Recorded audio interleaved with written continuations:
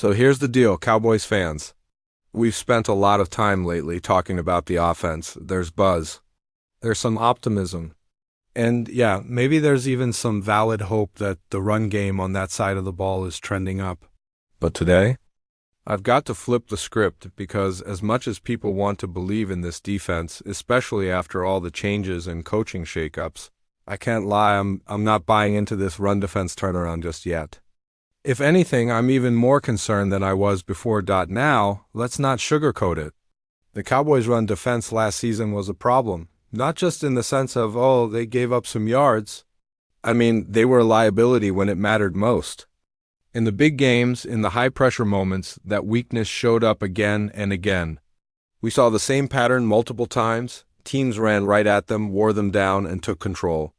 And when a weakness becomes a trend, especially over multiple seasons, is no longer just a one-off problem. It's a systemic issue. And unfortunately, I'm not convinced the Cowboys have done enough to fix it. Let's talk facts. Statistically speaking, Dallas was not just bad against the run. They were near the bottom of the league in pretty much every major category. Last in touchdowns allowed on the ground, bottom 4 in rushing yards allowed per game, bottom 3 in yards per carry. And if that wasn't enough, they were also in the bottom 10 in explosive runs allowed. And yes, I'm pulling all of this from the league's own advanced tracking stats. So it's not just eyeball test stuff. These numbers are real and they're ugly even more telling. They stacked the box at the 10th highest rate in the entire league. That means they were trying to stop the run. They were committing resources. They were putting bodies in the box and still they couldn't do it. That tells you everything you need to know. The problem wasn't effort. It wasn't schematic commitment. It was execution and probably talent too. You look back at their losses and that theme repeats over and over. Teams ran all over them. And yes, there's always going to be a bit of a chicken and egg dynamic. Teams run more when they're ahead. And if the Cowboys are losing, they're going to face more carries. But that doesn't fully explain it. Even in games where Dallas was competitive or even slightly ahead, the inability to stop the run put them in bad spots.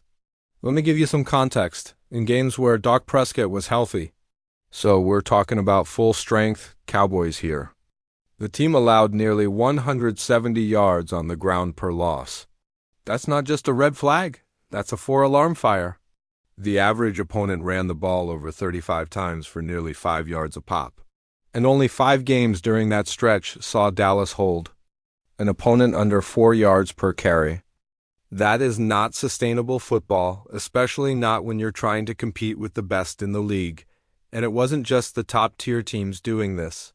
Even middle of the pack opponents, those hovering around 500, were able to run at will. Over that span, Dallas allowed over 28 carries per game and still gave up more than 4.5 yards per attempt. The run defense wasn't just bad in bad games, it was bad consistently. To put that into perspective, if you took those numbers and applied them to a full season average, the Cowboys would have ranked in the bottom quarter of the league in every relevant run defense metric. Carries allowed, yards allowed, touchdowns, yards per attempt, all near the bottom. These aren't just off days. This is who they were. And here's the kicker.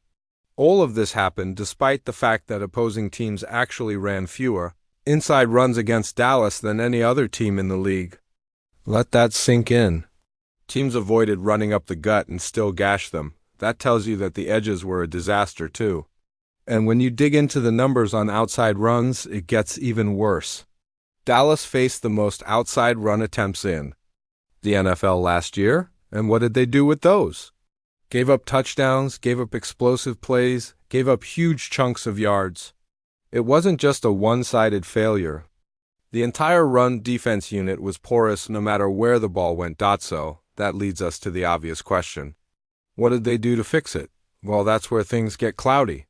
Yes, the Cowboys have a new head coach, and yes, there's a new defensive coordinator.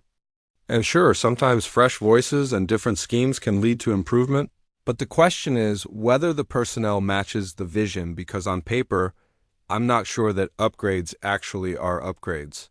DeMarcus Lawrence, for instance, was one of the team's most consistent run defenders over the past few years. Even while dealing with injuries, the impact he brought to the edge setting. The tone, controlling the backside, disrupting, pulling guards was critical. He's gone now, that's a massive hole.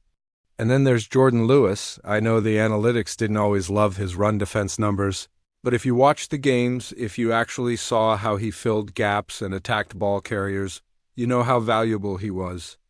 Not elite, but smart, physical, and consistent.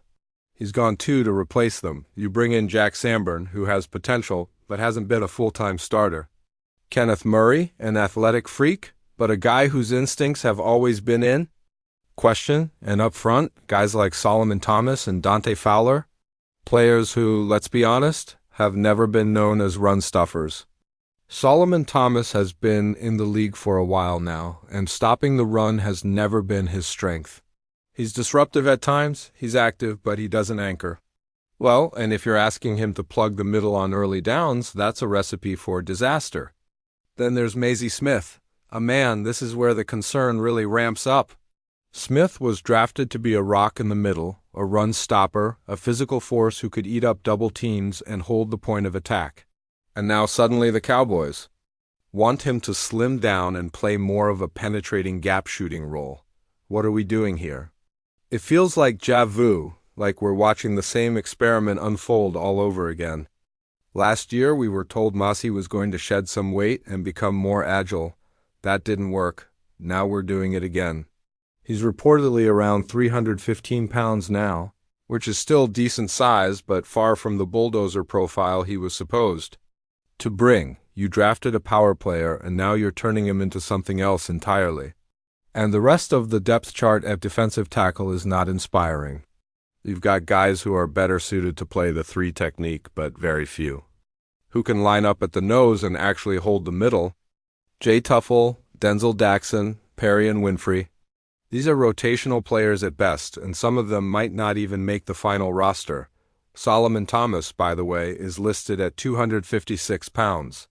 That's not a runto stopper. That's an oversized edge rusher trying to survive on the interior, the one guy who has the right frame for one. Tech is Jay Toya. He's the fatty, to put it bluntly. And I mean that as a compliment in this context, but he's raw. He's inexperienced, and it's a lot to ask him to be your primary anchor against a run. And meanwhile, you've got multiple 3 techs, Winfrey or the Geza, Thomas, trying to rotate in and play a position they're not really built for. So now what? The Cowboys are essentially betting on speed and quickness over power and mass, which is fine if you have the linebackers and safeties behind them to clean up the mess. But do they? I'm not sure, or at linebacker things feel just as shaky. Late. And Vander Esch is gone. Overshan is still coming back. Clark looks lost half the time. Kenneth Murray, as we've said, is all tools and no compass.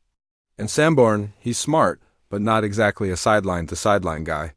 So, if blockers get to the second level, and they will, who's going to clean it up? The answer isn't clear. Even at defensive end, the run support has taken a step back. Without Lawrence setting the edge, you're counting on guys like Sam Williams or Micah Parsons to take on fullback blocks and stretch plays to the sideline. And while Parsons is elite as a pass rusher, he's not built to be a full-time run enforcer. Neither is Dante Fowler. And suddenly, what used to be a strength, backside containment, edge setting, gap integrity is now a major question mark. And we haven't even talked about the fourth quarter collapses, because if you watched the first preseason game closely, you saw it again. First 3 quarters solid against the run. Fourth quarter gassed, steamrolled. It was like flipping a switch. That tells you depth is a concern. Conditioning is a concern, and maybe even coaching is a concern. And the thing is, when you start looking at potential solutions, it's not like there are great options sitting out there just waiting to be signed. That's the reality in mid-August. If you wanted serious help on the defensive line, you needed to get aggressive in March or April. That's when the impact players were available. That's when the foundational moves are made. Now you're scavenging. You're hoping to find a body who might plug a leak for a few weeks. You're not fixing the ship. You're just taping up holes and praying the water doesn't rush in. But before we continue, don't forget to subscribe to our channel and give this video a like. Your support helps us keep bringing you the latest updates on the Dallas Cowboys. Feel free to share your thoughts on the news in the comments as well. There's a growing buzz swirling around the Dallas Cowboys as whispers of unrest begin to surface following a recent candid outburst from star wide receiver CeeDee Lamb, known for his impressive talent on the field and his importance to the Foo-hood. Cowboys' offensive scheme.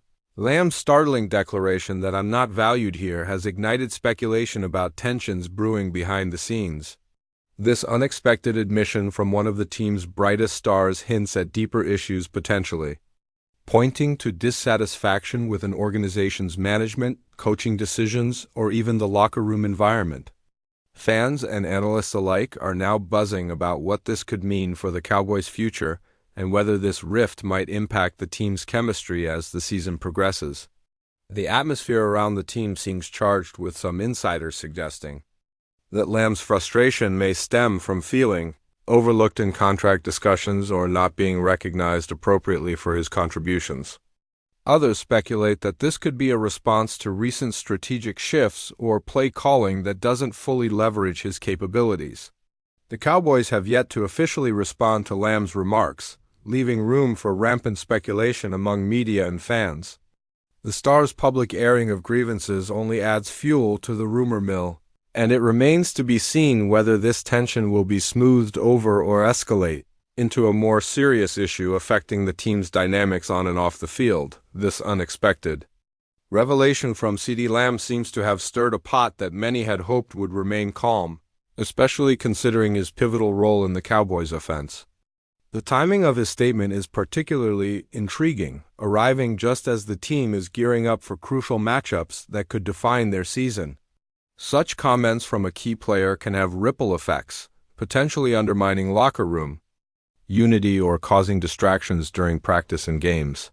Some insiders speculate that this outburst might be an intentional move by Lamb or his camp to leverage negotiations for a new contract or better terms within the organization. After all, public declarations of dissatisfaction often serve as a strategic signal in professional sports. Meanwhile, other voices within the Cowboys organization reportedly feel caught off guard by the remarks, suggesting that the front office may have underestimated the extent of Lamb's frustrations. The implications extend beyond just the player, and management as coaches may now face the challenge of addressing this internal friction while maintaining focus on game plans and team performance. Whether this moment of tension will resolve quietly behind closed doors or evolve into a larger narrative remains uncertain, but the Cowboys' season and future appear intertwined with how this situation unfolds in the coming weeks. The atmosphere around the Dallas Cowboys has long been one of high expectations and relentless pressure to succeed, and CeeDee Lamb's recent comments add a fresh layer of complexity to this already intense environment. Known for his work ethic and professionalism, Lamb's blunt admission that he feels undervalued is raising eyebrows about the team's culture and player management. Rumors are swirling that his dissatisfaction could stem from a feeling of being overshadowed by other big-name teammates or a perceived lack of strategic commitment to fully utilize his skills on the field.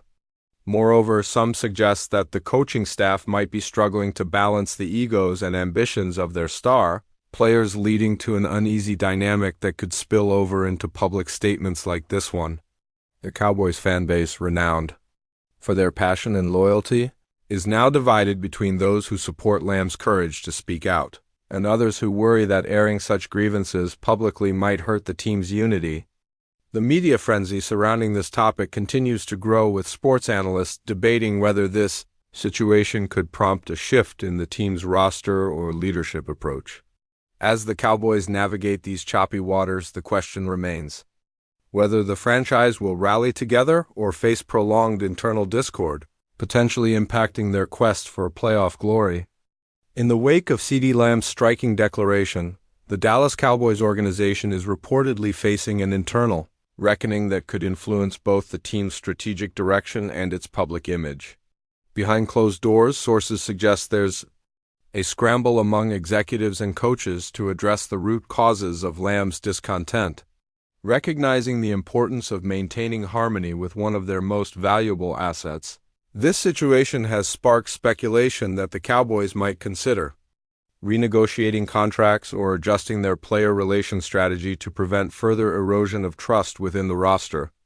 Additionally, whispers indicate that this might not be an isolated case, as other players could be quietly harboring similar feelings of underappreciation, signaling potential systemic issues within the team's culture.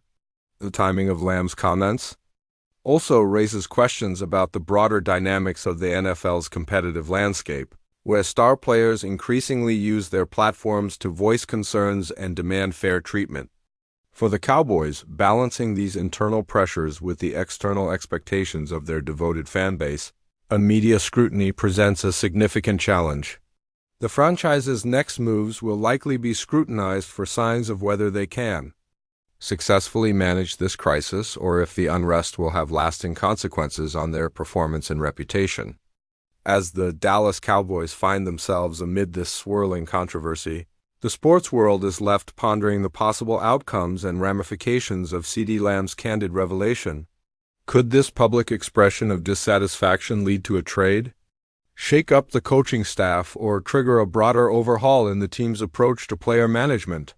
Some insiders believe that if the Cowboys fail to adequately address Lamb's concerns, it might open the door for other teams to capitalize on this unrest by pursuing one of the league's most promising young talents. Meanwhile, supporters of Lamb argue that his honesty highlights a broader conversation about athlete empowerment and the need for organizations to genuinely value and invest in their players. As speculation mounts, social media and fan forums buzz with theories and passionate debates, amplifying the pressure on the Cowboys to respond effectively. The coming weeks promise to be critical as how the Cowboys navigate this turmoil could define their season and influence their identity as a franchise moving forward. Whether this chapter concludes with reconciliation and renewed strength or escalates into a significant upheaval remains to be seen, but one thing is clear. The Dallas Cowboys and CeeDee Lamb have become the center of a compelling and unfolding sports saga. That's it for this update. If you enjoyed the video and want to keep receiving exclusive news about the Dallas Cowboys, please subscribe to our channel and give this video a like. We always look forward to your comments and opinions.